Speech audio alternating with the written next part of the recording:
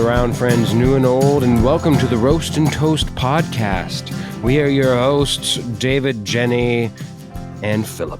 He's back! Almost forgot about yourself there. Almost did. Hello, you two beautiful souls. How are you? Doing good. Welcome back, Phil. Feeling How are beautiful. things with you? Doing well. Now, guys, I'm going to do something I hardly ever do, and I'm going to make this about myself. Guys, if you don't mind, the last couple episodes I've missed, I have listened to, I have enjoyed as a listener, and I've got a few notes for the episodes I missed. If you will humor me, if you will. Oh, You shall be humored. Go on. Yes, please. Incest in Budapest. Yeah, no, not criticisms. Truly just notes. Incest in Budapest. Yegor Amazing asked, title. Yes, I agree. I would agree. I would have been pro this title.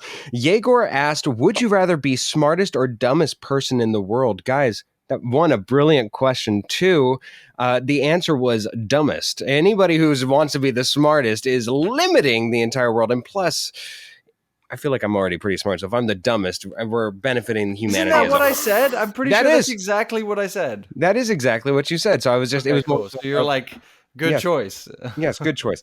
Demeter, hardly knew her. David Sampson doesn't feel emotions when watching any form of entertainment. If you ever watch him, as I watched the last voyage of the Demeter with him, this is a man who watches with his fingers interlocked and the two pointer fingers pointed up towards and possibly even going into the nose while he watches the entire film. So the fact that I found out anything that he enjoyed or did not enjoy about this film was truly a revelation to me. But you know what also is funny and not a revelation to me was that his entire review, I had no idea that he was going to be on this podcast. So he asked me, hey, Phil, what did you think of this film afterwards? And so we had a nice little discussion.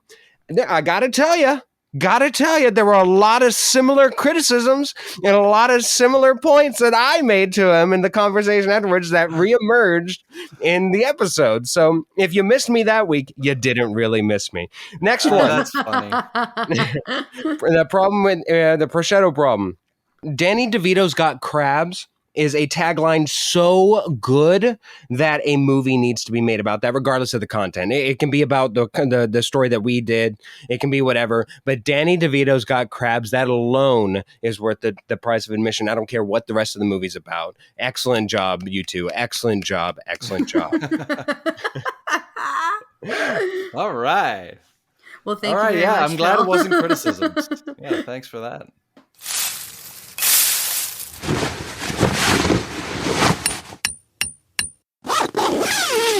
Well, I think this was kind of my choice for a movie to review this week. It recently came out. The third installment in the series of movies, Hercule Poirot Solves a Murder. Hercule Poirot. You got to say it with the most pomp and circumstance. Hercules. I did not fight the something. No, just Hercule. Yeah, so this one is the third installment. He's been on a train, he's been on a boat, and now he's in a house. Yeah. He's relegated to just normal housing conditions in Venice. Of course, the movie that we are watching, in case you have not surmised by now, A Haunting in Venice.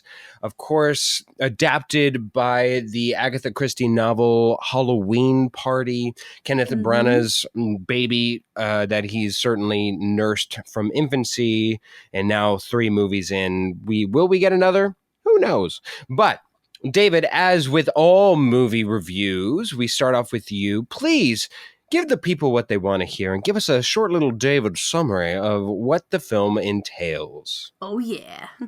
We rejoin our familiar hero, Hercule Poirot, as he enjoys his Venetian retirement.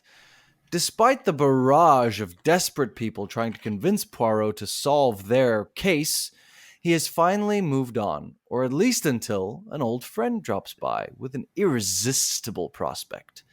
Hercule reluctantly gets dragged along to try and disprove a psychic, or else embrace the supernatural. Inevitably, When Hercule Poirot finds himself in a small group of desperate people in a mostly enclosed space, murder is just around the corner. Can Hercule Poirot do it again? We'll see. I think it's impossible to say the name Like without having Hercule watched. Poirot? Yeah, You can't say no. Hercule Poirot, no. Yeah, No. Hercule Poirot. Hercule Again, Poirot. yeah, put as much of There's the been a pinky. murder. Yeah, put your tongue out akin to a pinky out as much as you can while just making sure to say his name. While Excellent. twitching a mustache. While twitch. Yes, all the way out as it grows and grows and grows. I am curious, before we begin, first of all, very good job, David. Very good. Moving forward, are we all of the same varying movies where all three of us have seen all three of the Agatha Christie films? Of course I have. Jenny, no, have you I seen? have not. I am behind on the times. Okay. Have you seen?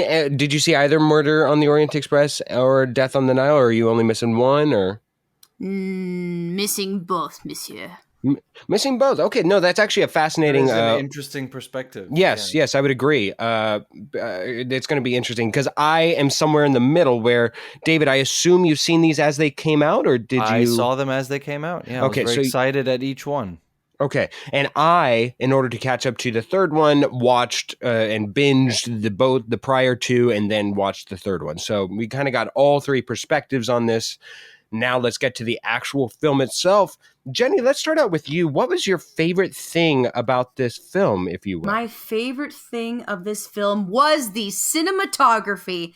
Oh my God, the cinematographer. Please tell me he has won awards. Please tell me he's gotten at least some recognition or medal for his camera work, because I was enjoying every single angle and every level of zoom on each thing this person was doing. I think the cinematographer's name is Harris Zambarlukos. I think I'm totally butchering the name, but that man, I was so tickled by all the things he was doing, and including noticing certain plot things that were being slowly revealed to us because of his work.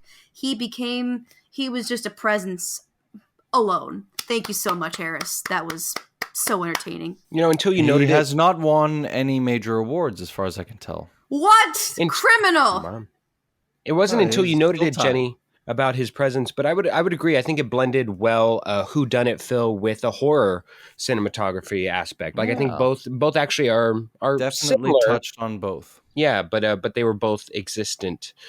David, your favorite thing about we're getting technical here, and I like that. My best thing about this film is the production design. Yes, that too. I would like, as much as I think the acting was good, as much as I think the writing was good, I liked the overall plot. The production design really made this movie. It gave it its character. It helped with that horror feel to the, this is a murder movie that came out near enough Halloween. A month and a half, whatever. And kissing Halloween from afar, blowing it a kiss. Blowing a kiss to Halloween. But it certainly set us on the trek towards Halloween. And I think the production design was a huge part of that. It's spooky, eerie, kind of creepy at times. And I absolutely loved it. The scene set in Venice is just so perfect for this movie. So I think that was the best thing about this movie. Philip, tell us what you loved most about the movie. I loved the ending. Oh. No, I sincerely, the ultimate ending of this film is Hercule Poirot helping out and kind of reviving and getting back from his retirement and helping somebody that we saw earlier.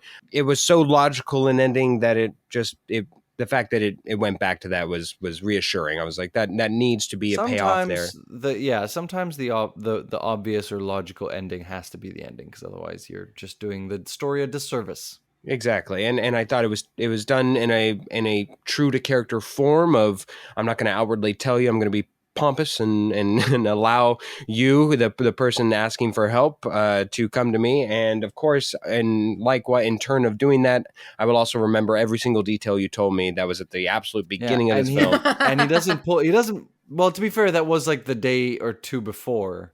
Oh, sure, It sure. hasn't been that long.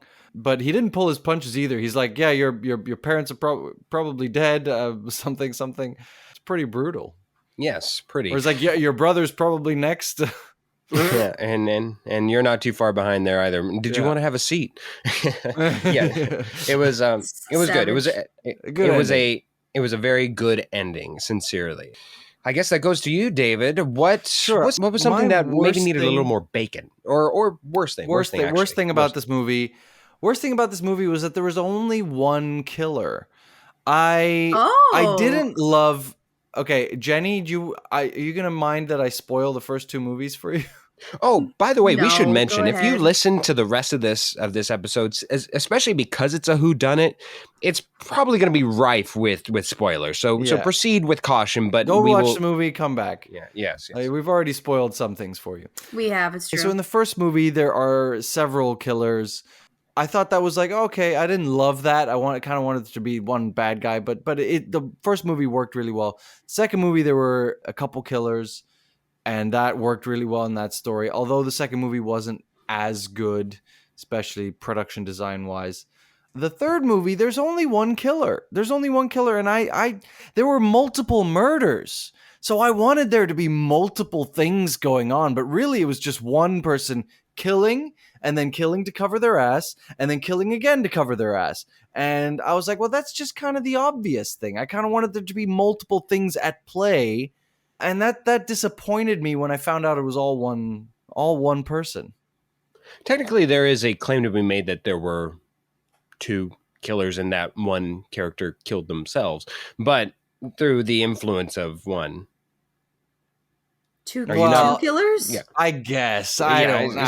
Self-inflicted wounds would be considered. That doesn't count. To kill oneself is a I don't know. Anyways, regardless, that's interesting. Well, That's interesting. Murder by accident and murder on purpose would definitely count. That is true. Yes, definitely. My worst thing about this this film is that I just really did not like the way that when the murderer was exposed and they met their demise. I really didn't like that. I get it. It's within the theme of the whole film of supernatural, and it really I think until then it blended a brilliant way, at least on its surface, of a Scooby-Doo mystery where it seems supernatural, but there are reasons to explore. And even in the explanation of everything, I thought that it did a very justifiable service. But yeah, you go so like far. there are moments where there are supernatural elements, and then it flips back where you realize this is why it seemed supernatural, and there were drugs involved, or there was some what you call it, like science, magnets, magnets and whatever is involved. Now, to be fair, I think that even with that explanation, I think that there are still some unanswered questions that you lead the film with that you honestly you can just assume that there's an explanation for. But at the time upon we discover who was the murderer, who done it, the person then immediately dies. And it's very heavily leaned into that that they meet their demise through supernatural means exclusively. Now, I had it been something of taken over the edge or something else. I thought that's how I interpreted it. I interpreted it as she was tormented. I suppose. I didn't like the way that, as much as I liked the ending, the actual ending, I didn't like that ending to the entire case. And as a like a worthy note here, and it's kind of like on par for the rest of the series. I didn't like how I just really wanted more. This is more of like a love for Michelle Yeoh. I wanted more Michelle Yeoh. Yes, same. So I'm sad that she met her demise early in, especially doing a fantastic job. I thought that she was the standout of this film. Jenny, what was the worst thing for you?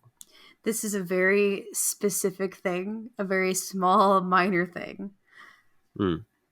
Nobody ever again, please avoid doing jump scares that involve bees exploding from skulls. Just please don't do it again. For my heart, I don't want that ever again, please. Thank you. Your insides were buzzing with fear from that one? Oh yes, Phil. I saw the bees come flying out the skull, and I went, in the theater. And I don't usually make sound when I experience a jump scare. So I just wish I had known a little at a time that there was going to be bees involved in the movie at some point. But that's a very specific thing for me. Just personal preference. We've unlocked a new Jenny fear here, David. I didn't know this. Jenny is afraid of bees. bees. Surprising one too. It's I've never talked about this on the podcast ever. Not to my knowledge. Are you allergic to bees? No, I just have a very, very irrational fear. Does it go so far as that you don't eat honey at all?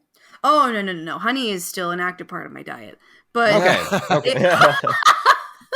But bees, just the process is distasteful. It's the stinger thing. I've had bad experiences with like needles growing up in hospitals and things. So anything involving flying around with stingers and such, I'm like, just please back away from me, please. So big carpenter bees, little honeybees, scorpions, anything of that nature. Just don't want those anywhere near me. Please and thank you. You're like, I have a deathly fear of bears, but look how good I look in their fur. Oh, the finest scorpion around my necklace, but not a real one, not an alive one, thank you. No. Nicely dead. All right, Philip, half-baked. Half-baked. Honestly, the bodyguard in this film made, by association, Poirot the most unlikable he's ever been in any of these films. Really? Now, Poirot as a person, he has fun quirks. He has fun quirks, but as a person, the fact that we went so far as to the bodyguard just without warrant or no, just like knocks the guy off the bridge and is like, if you ever come near him again, I'm going to break your arm. Did we like it? It was too much in the beginning to really enforce what should just be like a, hey, stay away. And then we go so far as to just without warning, knock a guy off the bridge. Like that was really jarring. Didn't. It was jarring in the beginning. Like the ending almost doesn't even fully redeem Hercule's moment from the beginning. Yes, towards the beginning, especially when it's people seeking him for help and something that he can do. Yeah. For what? For him to maintain his retirement of clipping cucumbers? Like what is the point of that? Like it just didn't seem warranted in the slightest. Like it made him feel heartless far more than I think it should have. It no longer made it a fun little like, oh, he's just so specific. It just was like, oh, he just doesn't care about anything else other than himself in a harsh manner. So I think I would have dialed back on that, and it didn't even come across as funny. So I thought it was half-baked. Jenny, what would you say was half-baked about this? I'm not sure. What do you guys think? Did you find, at any point, did you start to feel like Tina Fey's character was becoming annoying? And at any point, I would say, yeah. Well, pretty early on. I will say it was fun to see Tina Fey in something that she doesn't usually play.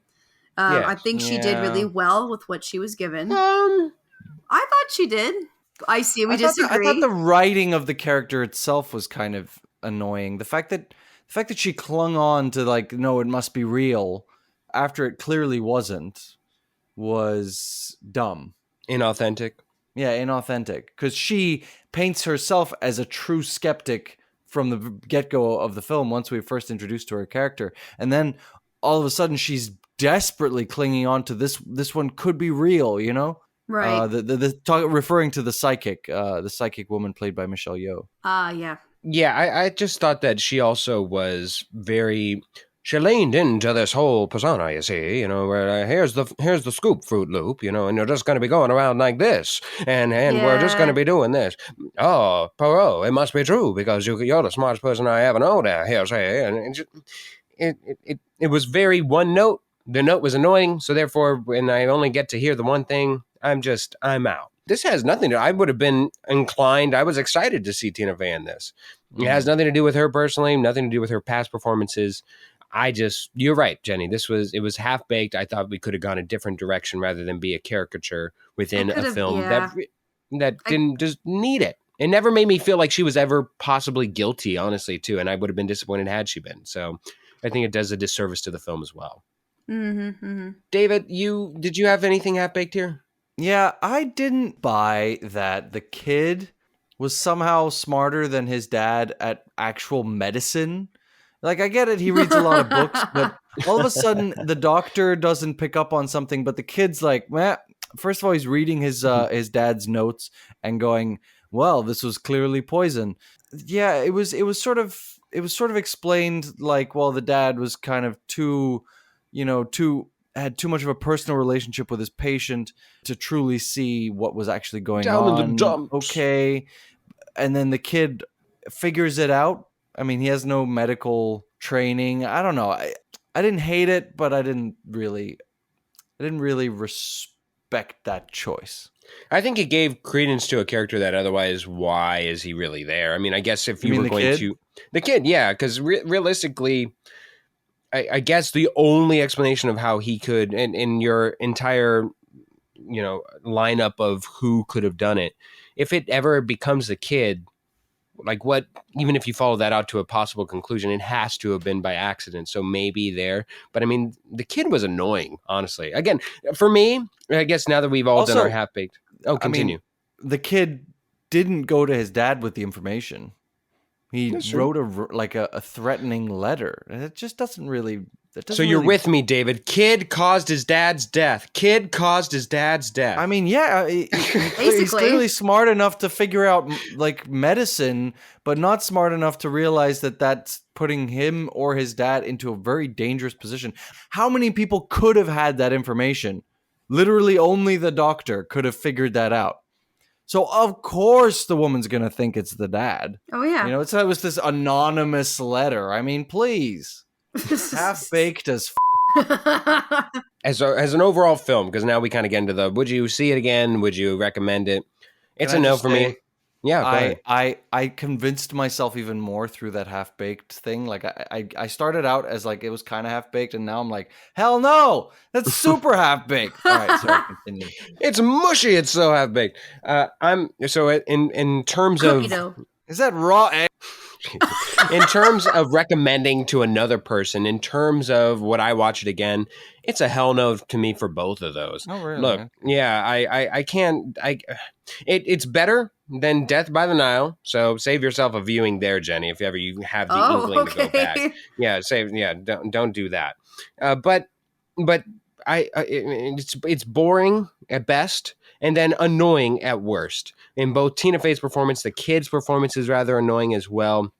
It's delightful while Michelle Yeoh's there because she brings a spark and an intrigue that is otherwise there. And then once she dies, the rest of it goes back into we're facing caricatures of the depressed doctor who's kind of underused here. We've got the somewhat spurned lover who didn't really offer much more than just, I'm kind of supposed to be the fake person who did it, but it obviously didn't. Perot is intriguing on his own, but again, still a bit of a butt and doesn't offer me intrigue. And honestly, the rest, like even the mom who's there, she's all right. She's all right. Just really whiny.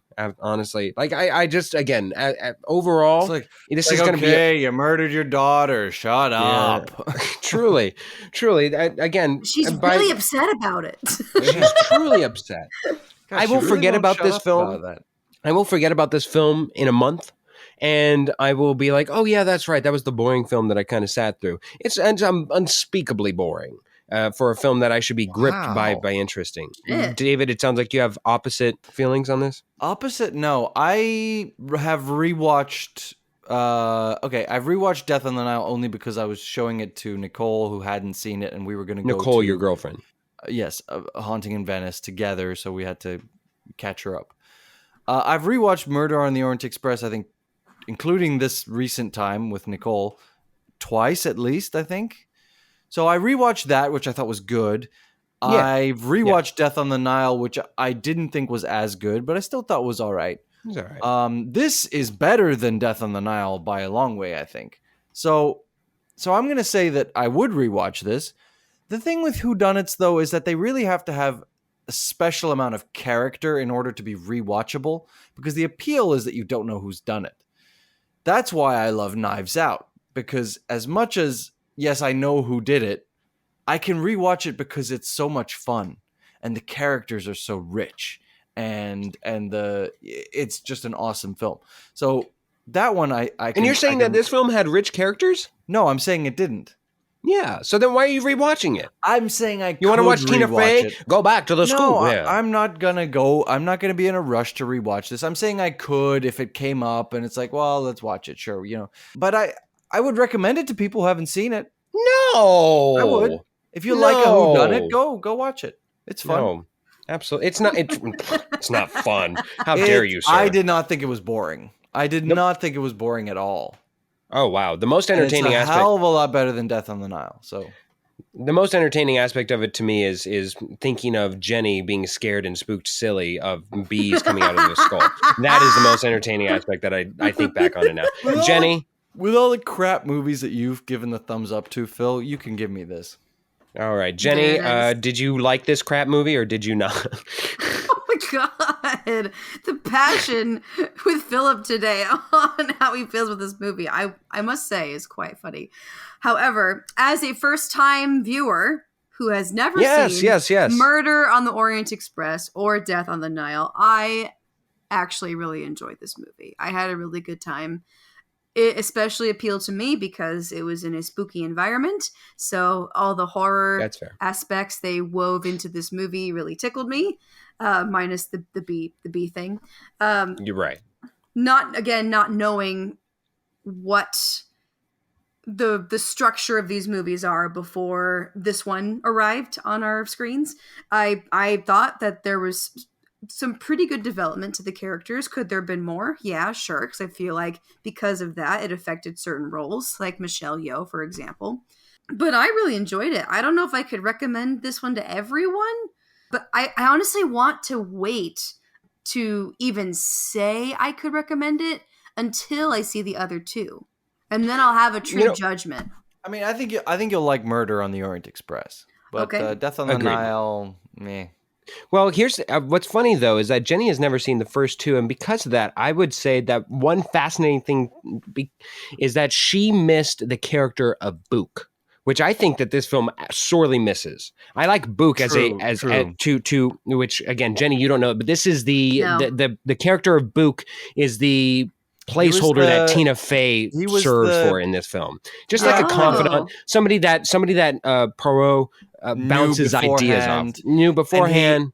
He in the first movie, he's the he starts out as the what you call it, the conductor of the train. Oh, yes. Okay. So, and so we won't go any further because I don't want to spoil everything for you. Exactly. No spoilers, but it's a confidant for Poirot that I think was very played excellently by its actor, and was an interesting character that he does not return in this film, obviously. And Tina Fey takes that role, but because Tina Fey, you don't care for her character nearly as much as Book did. I think that's another reason why this film just falls flat on its face. So yeah, dislikable character by the end of this film.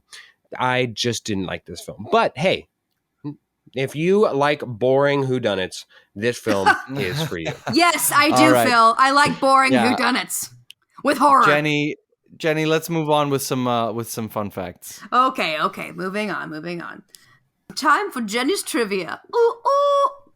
So, that is my intro now, I guess.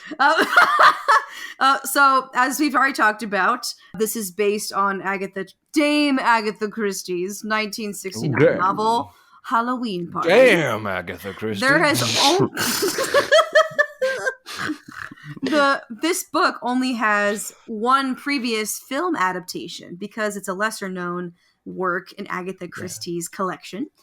This was there was a feature-length film that was released in 2011 that was titled Halloween Party, and it starred David Suchet as Poirot, and it was released on ITV Studios and WGBH. So there's only two interpretations of this. I would love to see more in the future. Fingers crossed. All right, on to the next one. In the United States, well, Phil doesn't want it, but I would certainly love one. In the United States, Haunting in Venice released hours before the holiday Rosh Hashanah.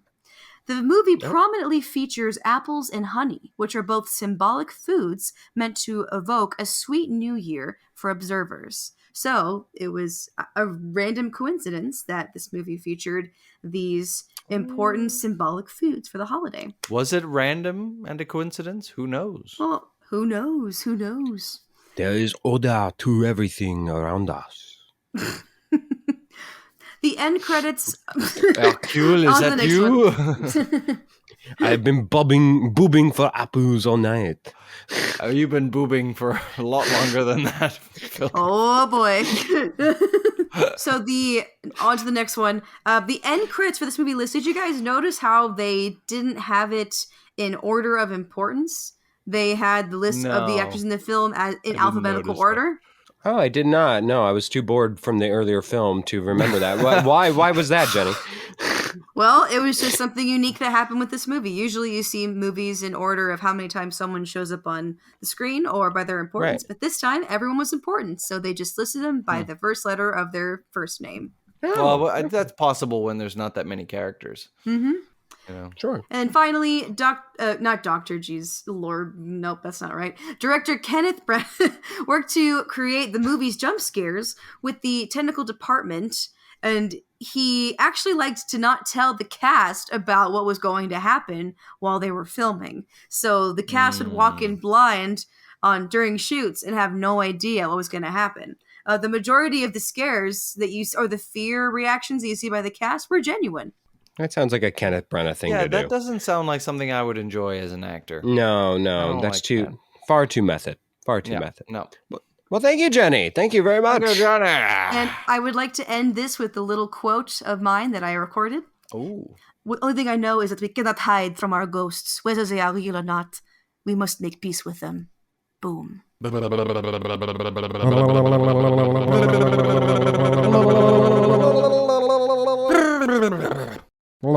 Well, as you can tell by that intro, our mini segment is our blanks game. So I have created a story for you guys. What I need from you, first of all, is a noun. Jenny, give me the first one. B. Oh, yes. A bee. Got it, Bzz, a bzz, bee. bzz, bzz.